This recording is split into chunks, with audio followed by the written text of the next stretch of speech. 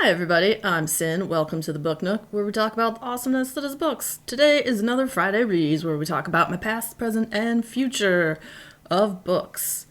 So recently, I just finished Dune, and what the journey it was.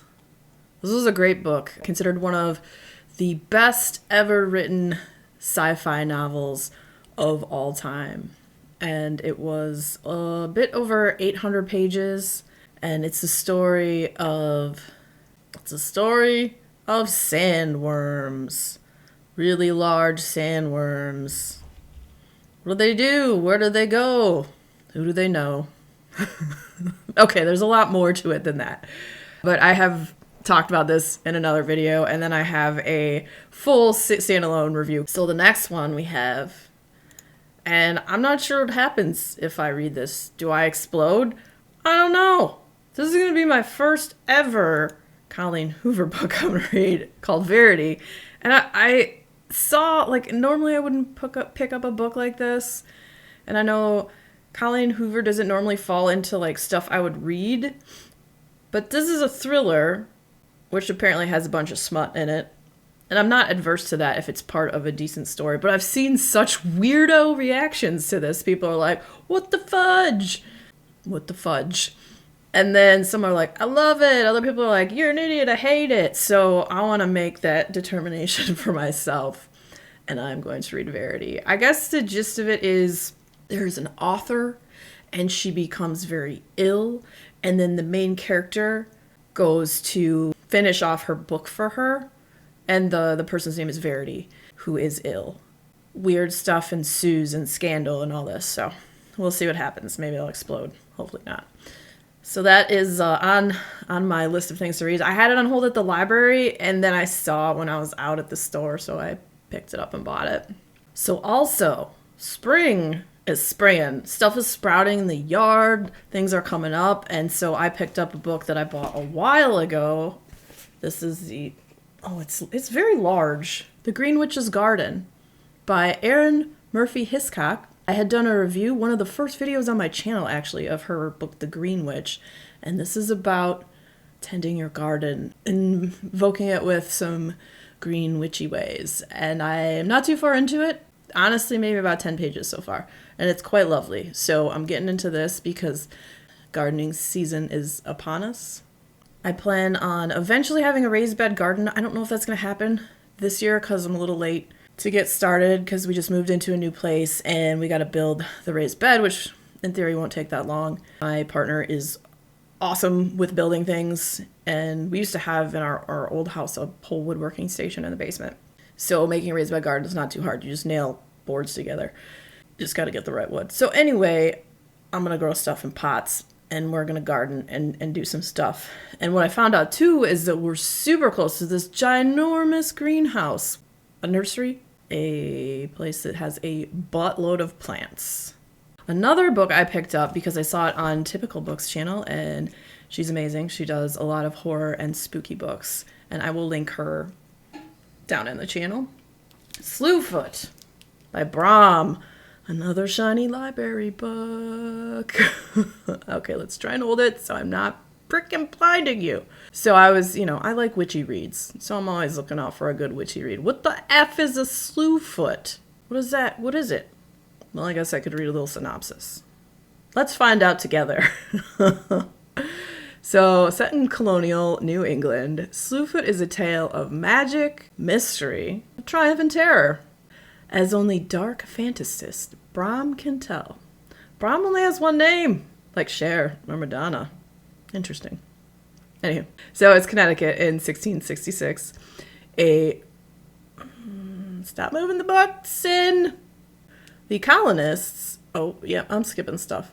An ancient spirit awakens in a dark wood. Oh, boy.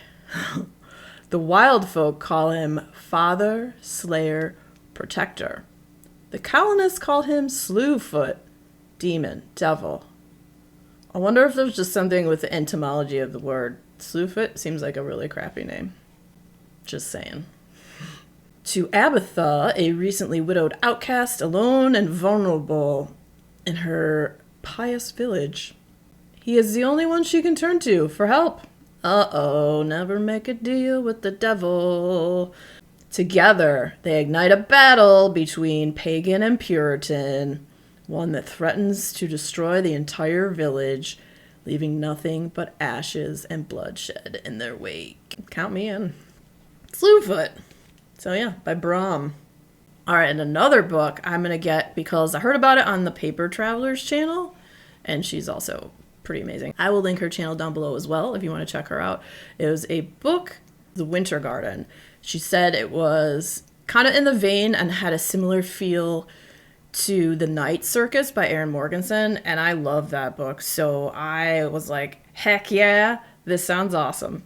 So we'll read a little bit of the synopsis of this one as well. So The Winter Garden.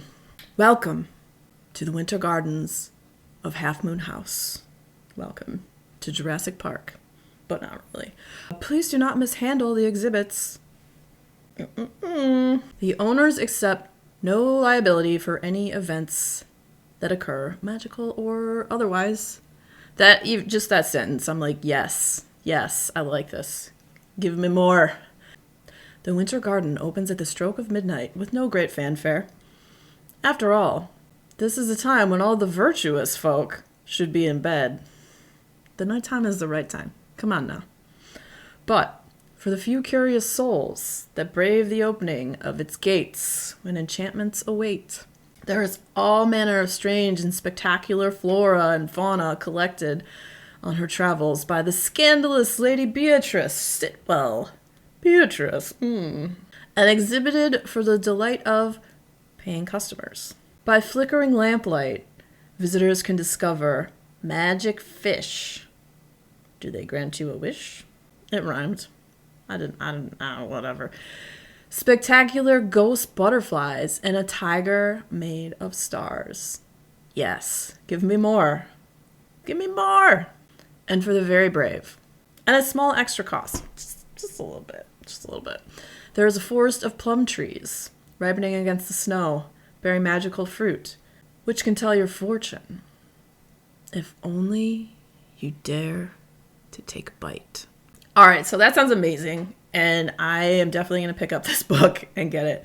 And so, and other exciting stuff. So I live in Michigan. My birthday was last week, which I make so many videos out. This will probably be like way down the line. So we're going to a city in Michigan called Ann Arbor. It's a college town, and they have a couple of really awesome bookstores that we're going to go visit. One is called Varity, and the other is Nicholas Books. Let's look it up so I don't F this up and say it wrong. Fudge it up. Fudge it up, sin. I'm about to fudge it up, sin. That's what I was born to do. I'm a lumberjack, and that's okay. This is my lumberjack chic look, if you didn't know. I like flannels, all right? Mother effer, I follow them on Instagram. Is it Nicola and I've been calling it Nicholas this whole time? This says Nicola's. Learn something new every day. I thought it was Nicholas Books. It looks like it's Nicola's Books in Ann Arbor. So I'm going to be visiting those two bookshops, and I will probably have a book haul. Probably not a giant one. I don't know. My partner is going to buy me books for my birthday, so we'll see. We'll see. I got kind of a list of things. I want to, if I can pick up The Winter Garden, I definitely want to get that. I have had on hold at the library forever now, Echo by Thomas Olde Huvelt, the author of Hex. That's his newest book, Echo. And if that's there, I'm going to buy that and take it off hold at the library. And there's a handful of other ones. And then, the Impulse book buy. So you never know. So there should be a haul incoming.